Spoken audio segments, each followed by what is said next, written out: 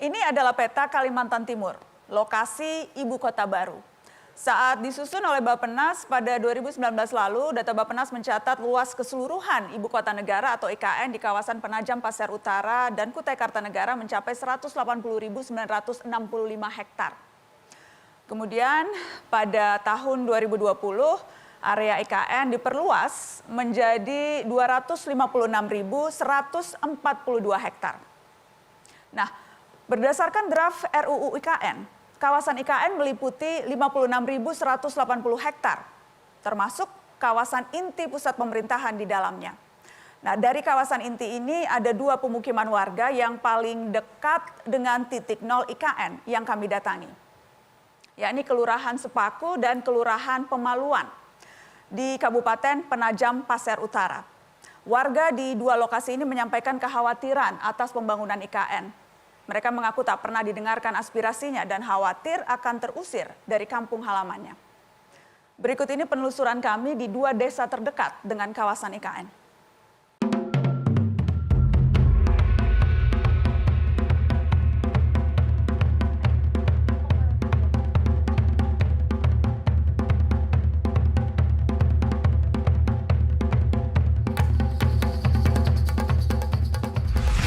Saat ini saya berada di perbatasan Kabupaten Penajam Pasir Utara dalam perjalanan menuju titik nol, tempat yang nanti akan menjadi lokasi IKN, Ibu Kota Negara. Nah, nanti saya akan mengajak teman-teman untuk berhenti di 2 kawasan, di Sepaku Lama dan juga kita akan ke Pemaluan, berbincang dengan warga sekitar, berbincang dengan tetua adat di sana untuk mencari tahu apa yang menjadi perhatian mereka, apakah memang ada kekhawatiran terhadap rencana pembangunan ibu kota negara di Kalimantan Timur.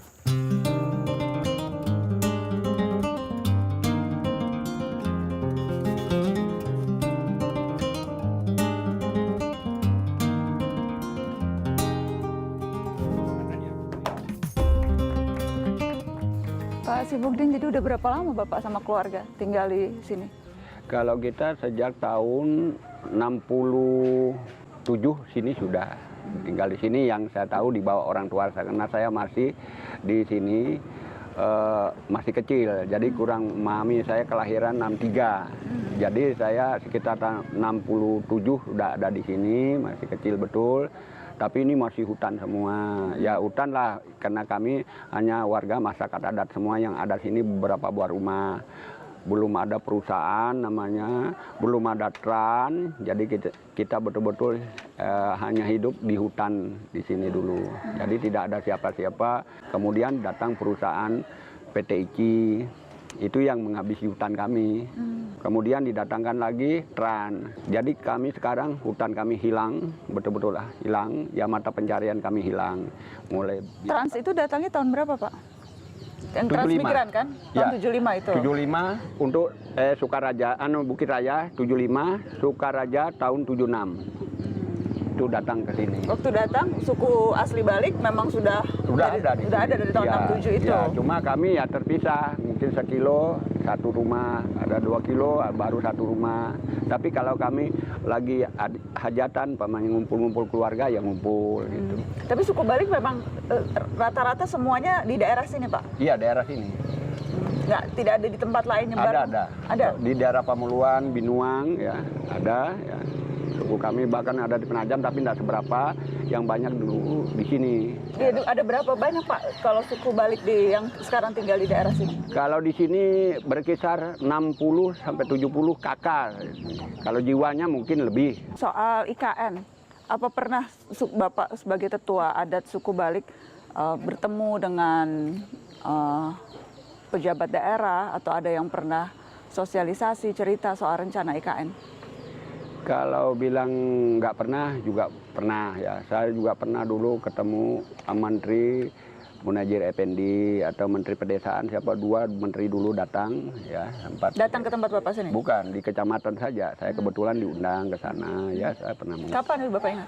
Udah berapa bulan yang lalu ya, udah lama, hampir 1 tahun udah yang tahun lalu. Ya, sudah. Ya saya sampaikan ya apa unek-unek yang saya sampaikan, mereka menerima. Cuma saya tidak merasa puas dan tidak merasa apa ini suatu jaminan buat diri saya dan warga saya. Karena hanya cuma sebatas bicara. Kita ini maunya punya pegangan.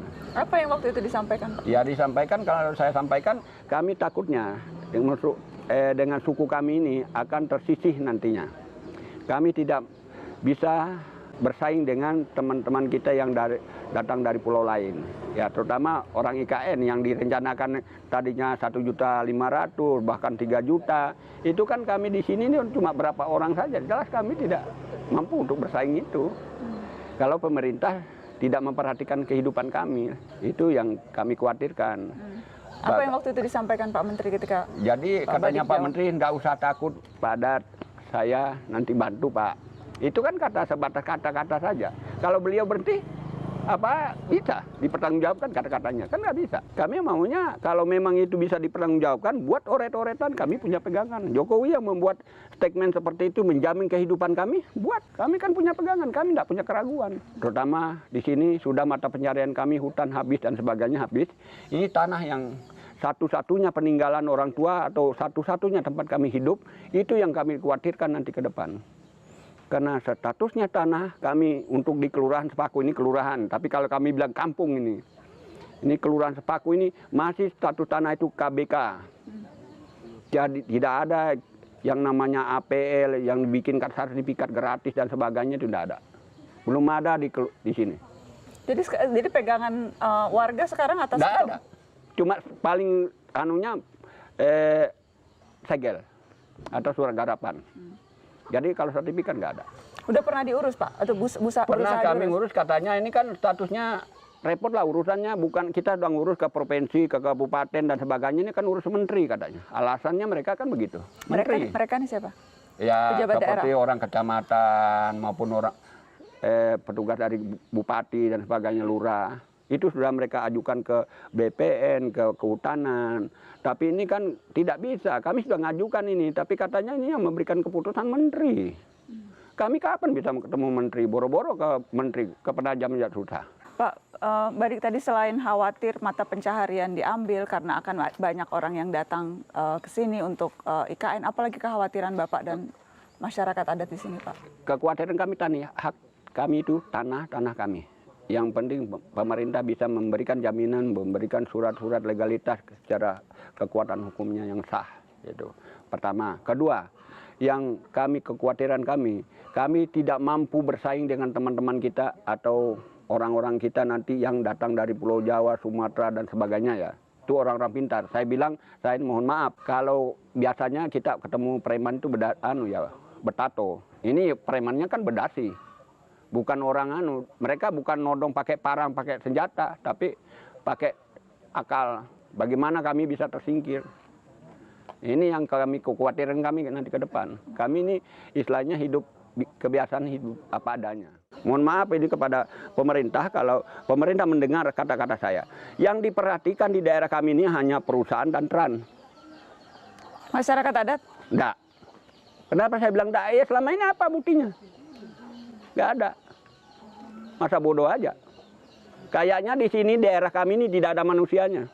Ini termasuk kawasan IKN dianggap ini tanah kosong, tidak ada manusianya di sini.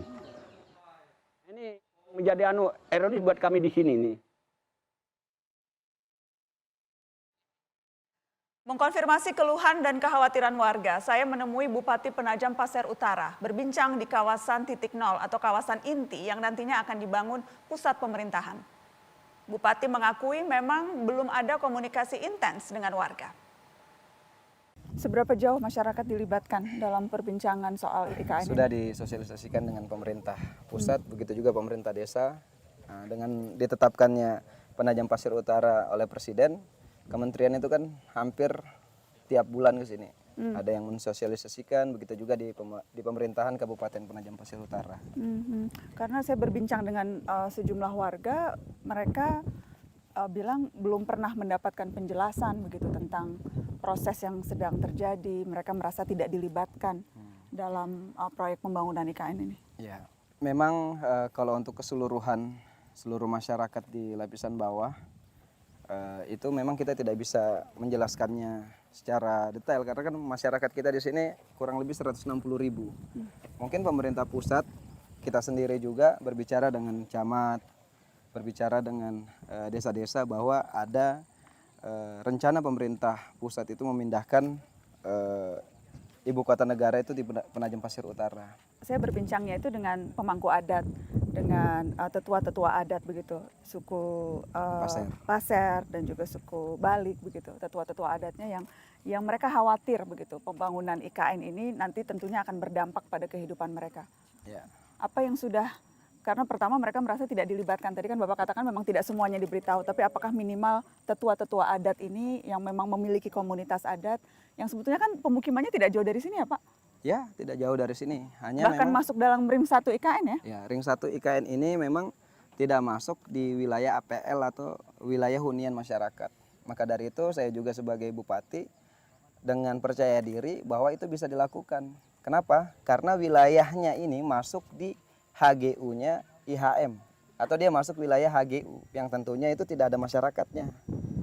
Pengembangan ke depannya nanti memang itu yang menjadi PR buat kami di pemerintah Penajam Pasir Utara, tapi menunggu instruksi daripada pemerintah pusat.